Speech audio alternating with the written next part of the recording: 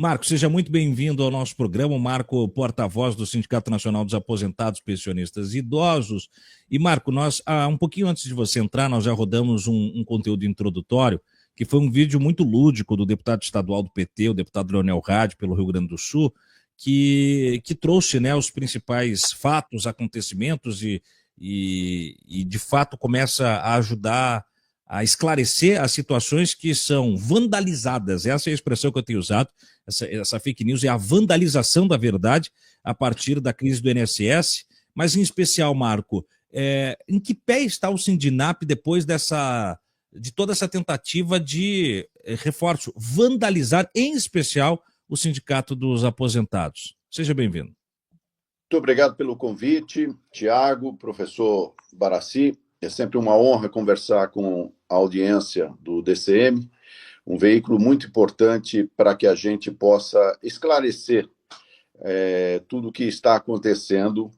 E, nesse sentido, o Sindinap está muito tranquilo. Nós não somos investigados pela Polícia Federal, pelo menos até hoje não recebemos qualquer visita da Polícia Federal, sequer uma intimação.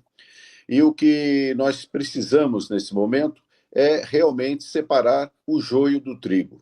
Essa é a principal missão do nosso sindicato, que tem uma existência de 25 anos, ou seja, nós não começamos ontem, como muitas entidades que estão sendo acusadas o fizeram.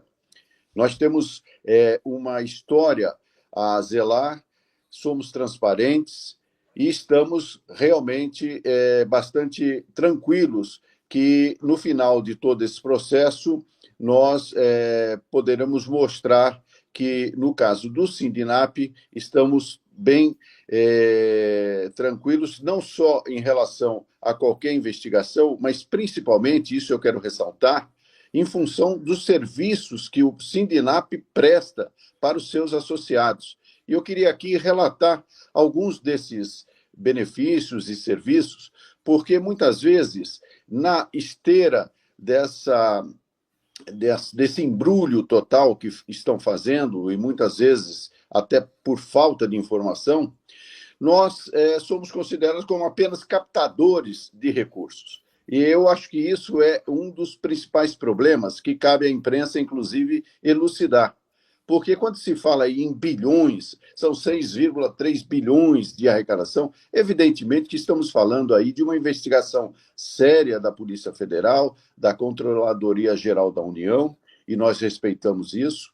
O que acontece é que um sindicato como o nosso, ele arrecada, mas ele não arrecada e põe no bolso, ele arrecada e presta serviços. E isso é uma questão de planilha, de receita e despesa. E, nesse sentido, o Sindinap, por exemplo, tem um dos melhores serviços jurídicos para os aposentados do país. É um serviço jurídico altamente capacitado, inclusive para resolver determinados problemas que o aposentado eventualmente tenha no questionamento da sua aposentadoria, do valor que recebe. Por exemplo, temos serviços de saúde, serviços de atendimento psicológico, porque vocês sabem, quando a pessoa fica um pouco mais idosa, às vezes acaba ficando sozinha, solitária, acaba tendo até problemas que precisam de um acompanhamento psicológico. Mas para resolver, inclusive, tudo isso, nós temos serviços também lúdicos. Temos o baile mensal dos nossos associados, temos encontros, temos palestras sobre como se prevenir em determinadas situações, inclusive contra golpes. Isso é interessante. Então, o Sindinap ele tem uma carteira de benefícios e serviços que atestam a sua idoneidade. Muito bom, muito bom, Marcos, os esclarecimentos. E aí tem um aspecto que é importante que a gente traga, Marco Piva, que é o seguinte: o Sindinap é um dos órgãos que, não investigado, vai além. Ele não só apoia, né, as investigações, como se coloca à disposição também para ajudar na correção dessas circunstâncias. Porém, ele foi atrelado ao escopo, né, de todo esse grau corrupto aí que se deflagrou nos últimos dias do INSS, em especial, penso eu, e aí eu gostaria de te ouvir, por ser o sindicato que tem na sua estrutura diretiva o Frei Chico, irmão do presidente Lula. Me parece uma uma ideia de tentar atrelar o presidente Lula, a partir de integrantes de sua família, a uma circunstância de corrupção, né? E aí, não só a extrema-direita se vale disso, como a mídia hegemônica embarca, e com isso a gente vê matérias com as seguintes manchetes, né? Sindicato que tem irmão de Lula arrecadou 259 milhões desde 2019. E veja bem, aqui ainda tem o cuidado de dizer que tem o irmão de Lula, porque tem manchetes que dizem que é o sindicato do irmão do Lula, sendo que o presidente, a gente sabe, é o Milton Cavallo, nem presidente do sindicato seria, no caso, o Frei Chico. Repasse da União a sindicato de irmão de Lula aumentou 564%. Como é que você vê e como é que vocês estão trabalhando com essa tentativa de desnutrição da imagem do Sindinap e uma tentativa de correlacionar a uma estrutura criminal do qual o Sindinap não cometeu? A sua pergunta é muito importante, Tiago, porque nós estamos falando do Sindicato Nacional dos Aposentados, Pensionistas e Idosos, criado há 25 anos, o Sindinap. E nós não estamos falando do Sindicato do Frei Chico, que é a tentativa que estão tratando de fazer. Frei Chico é um militante sindical desde o final da década de 1950. Inclusive, foi ele que levou Lula a militar no sindicato e, posteriormente, ter a carreira vitoriosa que teve até hoje. Então, falar de Frei Chico é falar de uma figura histórica do sindicalismo brasileiro. Não é uma pessoa que chegou agora e quer sentar na janelinha.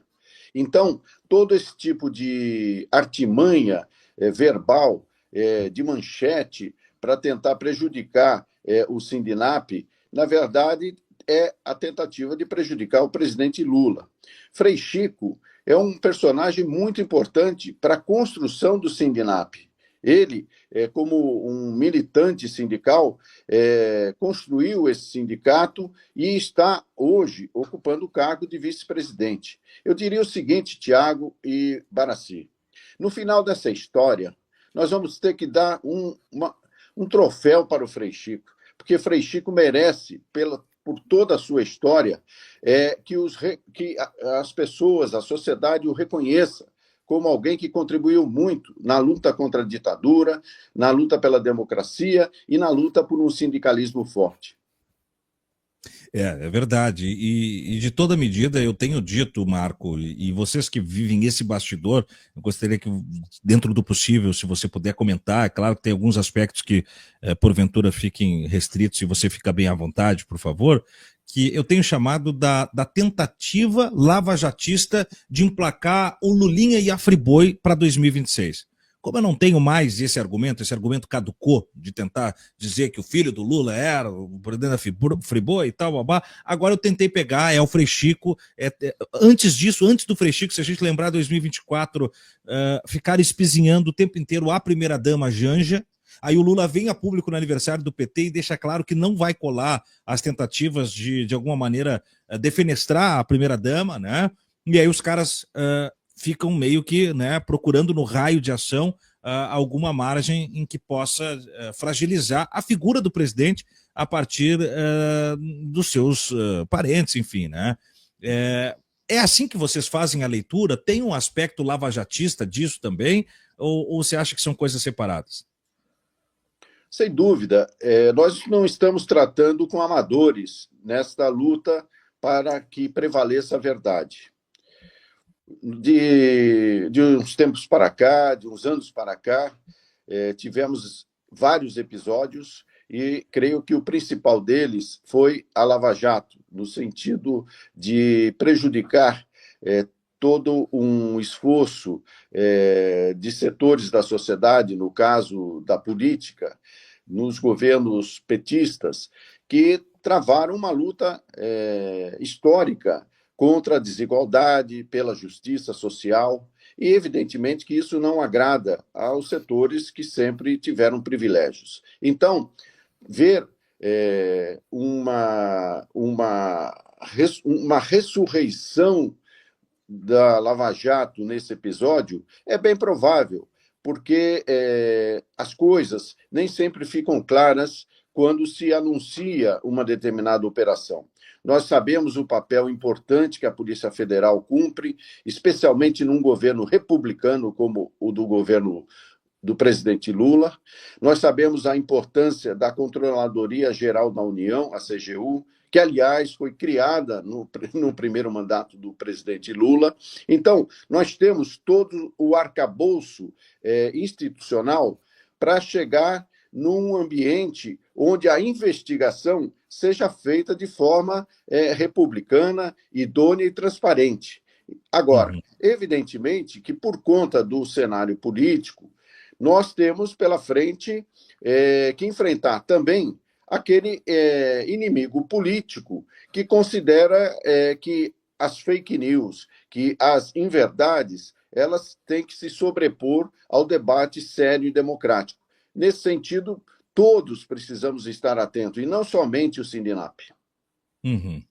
E ainda nesse aspecto, Marco, para a gente começar a encaminhar o nosso papo, qual é o posicionamento do Sindinap a respeito das mudanças estruturais do escopo de ministério à presidência do INSS, e também com relação, né, um posicionamento com relação às medidas que vão ser tomadas agora para recuperar o dinheiro dos afetados e, de alguma maneira, fazer uma correção da rota também para que os sindicatos não saiam fragilizados, né, em especial ligado aos aposentados, enfim, para que não saiam fragilizados com a percepção pública, que já vem num debate com diversos especialistas. Outro dia eu entrevistava aqui o Ricardo Antunes, do quanto os sindicatos foram sendo vandalizados também, foram sendo, né, de alguma maneira, amordaçados na relação com o seu pertencimento no debate público, e o quanto esse caso, né, que é escandalizante, ele pode prejudicar ainda mais a imagem dos sindicatos. Como sair bem dessa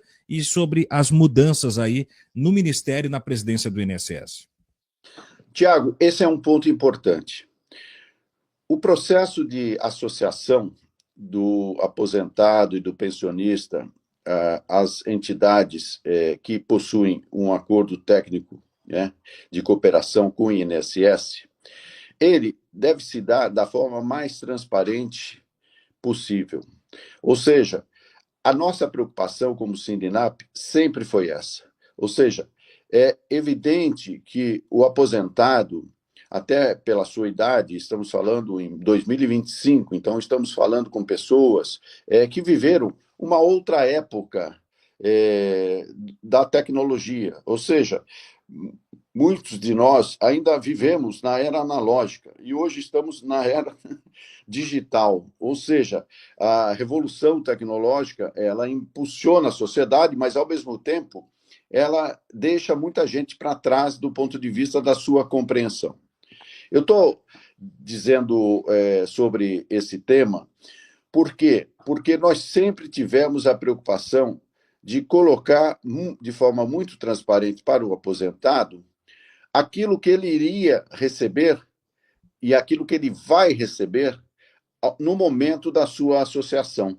Ou seja, não basta um telefonema para um associado a partir de uma lista que se obtém de alguma forma para o associado, para o interessado, o suposto beneficiário, e dizer, não, vamos lá, que você vai ter mundos e fundos aqui. Não, isto é o principal problema na captação irregular de associados, quando a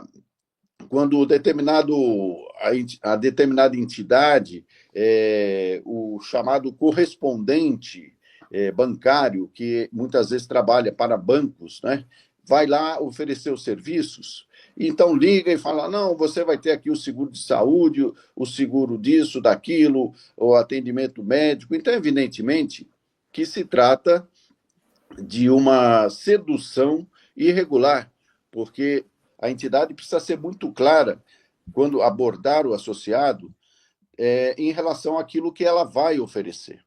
Por isso que, no nosso caso, a gente fica muito tranquilo.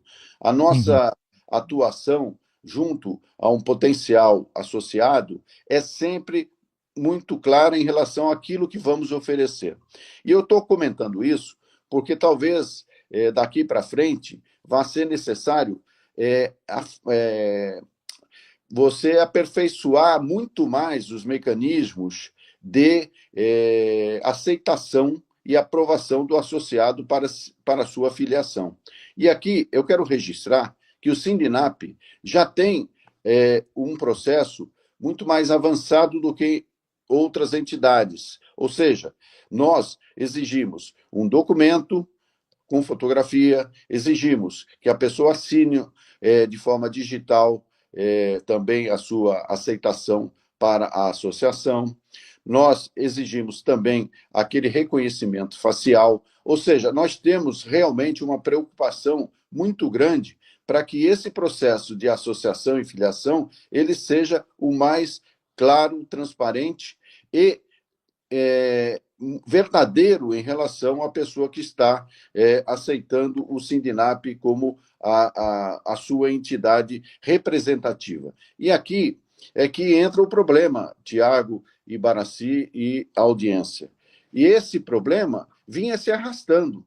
Tanto é que foi a nossa representante, doutora Tônia Galete, nossa representante no Conselho Nacional da Previdência Social, que foi uma das primeiras a, na própria reunião do Conselho, dizer, olha, o INSS precisa melhorar os mecanismos e os seus critérios de filiação. Caso contrário, nós vamos chegar na seguinte situação, e aqui eu quero citar um dado para vocês. Por favor.